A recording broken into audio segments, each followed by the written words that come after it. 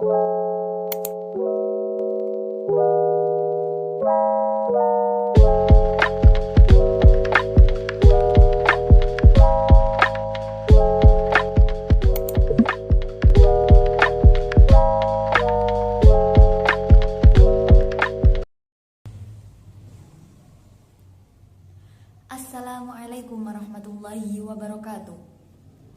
Innal hamdalillah nahmadu wa nasta'inuhu wa nastaghfiruh wa na'udzu billahi min syururi anfusina wa min sayyiati a'malina. May yahdihillahu fala mudilla lahu wa may yudlillahu fala hadiyalah. Asyhadu an la ilaha illallah wahdahu la syarikalah wa asyhadu anna Muhammadan abduhu wa rasuluhu, amma ba'd.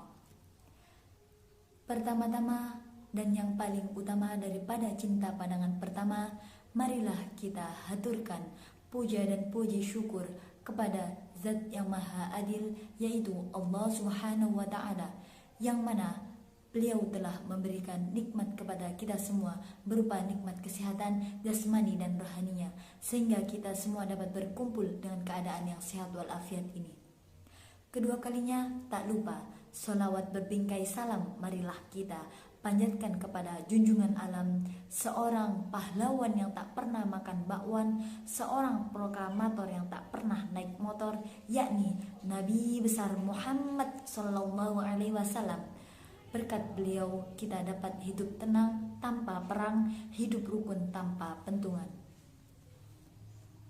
Hadirin yang berbahagia, berbicara tentang sabar adalah sebuah kebahagiaan yang sangat besar bagi kita.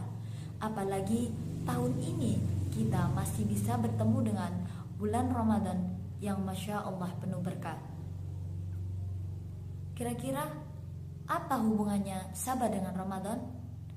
Tentu sangat berhubungan, karena dengan berpuasa pada bulan Ramadan kita memiliki kesempatan untuk mengasah kesabaran kita. Melatih kesabaran memang berat, terkadang juga pahit, namun buahnya sangat manis. Allah Subhanahu wa Ta'ala berfirman dalam surat Al-Baqarah ayat 153.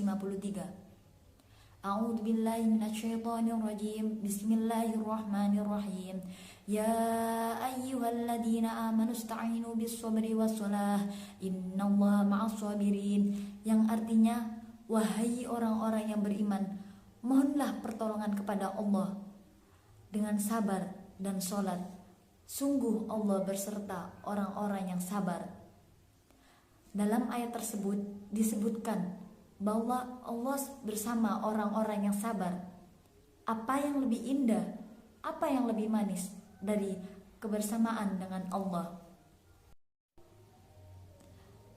Bahkan dalam surat Al-Imran ayat 146, Allah berfirman, Wallahu yuhibbus sabirin. Dan Allah mencintai orang-orang yang sabar. Bukankah sungguh manis jika dicintai oleh Allah Subhanahu wa Ta'ala? Masya Allah. Arti sabar. Apa sebenarnya arti dari kata sabar, saudara-saudara? Apa ada yang tahu jawabannya? Dalam bahasa Arab, secara bahasa, sabar berarti radhiya, ridho, tajallada, mengikat, tahammala, bertahan, ihtamala, menahan. Dan dalam menghadapi sesuatu dalam ketenangan tanpa mengeluh. Memang tidak mudah untuk memiliki sifat sabar, dan tentunya untuk mencapai tingkat itu juga berat. Allah berfirman dalam surat Al-Baqarah ayat 45. Wasta'inu bis-sabri was-shalah innaha lakabiratun illa 'alal khashi'in. Yang artinya, dan mohonlah pertolongan kepada Allah Subhanahu wa Ta'ala dengan sabar dan sholat. Dan sholat itu sungguh berat kecuali bagi orang-orang yang khusyuk. Mengapa berat? Karena sebagaimana arti bahasanya sendiri, dalam bersabar kita harus mampu menahan diri dan bertahan dari hal-hal yang menggoda kita, dari hal-hal yang tampaknya menyenangkan dan memberikan kenikmatan. Hadirin yang berbahagia, jenis kesabaran. Apa ada yang tahu jenis-jenis kesabaran? Jika kita berkaca dari kisah Nabi Yusuf dalam Al-Quran, setidaknya ada 3 jenis kesabaran yang harus kita asah. yaitu sabar menahan amarah, sabar melawan godaan nafsu, dan sabar menghadapi cobaan. Bentuk sabar yang pertama adalah sabar dalam menahan amarah. Saat Nabi Yakub, ayah Nabi Yusuf, menerima kabar bahwa Nabi Yusuf dimakan oleh serigala, yang beliau katakan adalah fasabru jamil. Hal itu terekam dalam surat Yusuf ayat 18. Bismillahirrahmanirrahim. Waja'u ala qamisihim bidhammin kadib. Qala bal sawalat lakum anfusakum amra fasabru jamil wallahu musta'anu ala ma tasifun. Yang artinya, dan mereka datang membawa baju gamisnya yang berlumuran darah palsu. Dia Yakub berkata, sebenarnya hanya dirimu sendirilah yang memandang baik urusan yang buruk itu, maka hanya bersabar itulah yang terbaik bagiku, dan kepada Allah saja memohon pertolongannya terhadap apa yang kau ceritakan. Sabar menahan amarah juga ditunjukkan oleh Nabi Yusuf di penghujung kisah Nabi Yusuf, saat Nabi Yusuf telah menjadi orang besar dan para saudaranya yang dulu membuang Nabi Yusuf kini meminta maaf kepadanya. Dan beliau tidak marah ataupun mencaci maki, justru beliau berkata sebagaimana terekam dalam ayat Al-Quran ayat ke-92. Dia Yusuf berkata, pada hari ini tidak ada cacaan terhadap kamu, mudah-mudahan Allah mengampuni kamu, dan Dia Maha menyayangi di antara para penyayang. Bayangkan, bukan hanya tidak mencela, beliau bahkan mendoakan dan menghibur saudara-saudaranya. Subhanallah, luar biasa tingkat kesabaran yang beliau tunjukkan. Dan sungguh tepat momentum Ramadan kini kita gunakan untuk lebih bersabar dalam menahan amarah. Dalam kitab Sahih Muslim kita menemukan hadis Rasulullah SAW yang diriwayatkan oleh Abu Hurairah, yang artinya, jika salah seorang di antara kamu berpuasa, hendaklah dia tidak berkata-kata yang kotor ataupun melakukan perbuatan yang bodoh. Dan jika ada seorang yang mencelahnya atau mengajaknya bertengkar, maka hendaklah ia berkata, sesungguhnya aku seorang yang berpuasa, sesungguhnya aku seorang yang berpuasa. Hadis riwayat Muslim. Tentu tidak mudah dan tidak ringan menahan amarah. Yang kedua, kita harus sabar melawan godaan nafsu. Ketika Nabi Yusuf beranjak dewasa, beliau sempat digoda oleh seorang wanita untuk melakukan sesuatu yang dilarang oleh Allah Subhanahu wa Ta'ala. Bagaimana sikap beliau? Beliau berlindung kepada Allah dan berlari menjauhi godaan itu.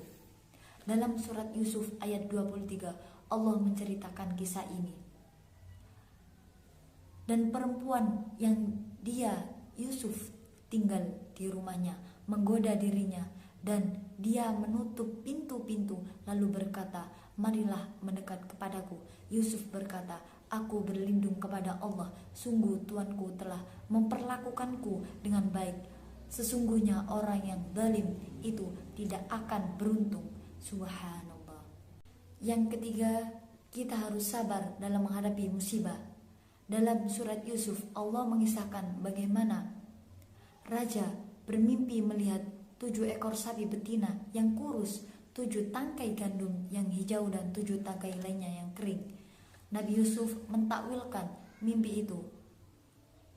Nabi Yusuf berkata, agar kamu bercocok tanam 7 tahun berturut-turut sebagaimana biasa. Kemudian apa yang kamu tuai, hendaklah kamu biarkan di tangkainya kecuali sedikit untuk kamu makan. Kemudian setelah itu akan datang 7 tahun yang sangat sulit, yang menghabiskan apa yang kamu simpan untuk menghadapinya, kecuali sedikit dari apa bibit gandum yang kamu simpan. Setelah itu akan datang tahun di mana manusia diberi hujan dengan cukup, dan pada masa itu mereka memeras anggur. Al-Quran surat Yusuf ayat 47-49. Dapat kita lihat bahwa dengan kesabaran mereka akhirnya bisa melewati cobaan berupa masa-masa yang sulit, dan 7 tahun yang sulit itu dilewati dengan penuh kesabaran, akhirnya membuahkan tahun yang manis. Subhanallah. Hadirin yang berbahagia, dengan apa yang saya sampaikan ini, kita sebagai seorang muslim, kita harus belajar untuk bisa menjadi seorang yang penyabar, karena sesungguhnya Allah mencintai orang-orang yang sabar. Demikian yang dapat saya sampaikan. Jika ada salah, maka datang dari saya pribadi. Jika benar, maka datang dari Allah Subhanahu wa Ta'ala. Bayi merangkak di atas tanah, merangkak hingga ke belakang rumah. Semoga pidato ini menjadi berkah untuk lentera di alam barzah. Wabillahi taufiq wal hidayah, waridho wal inayah. Summa assalamualaikum warahmatullahi wabarakatuh.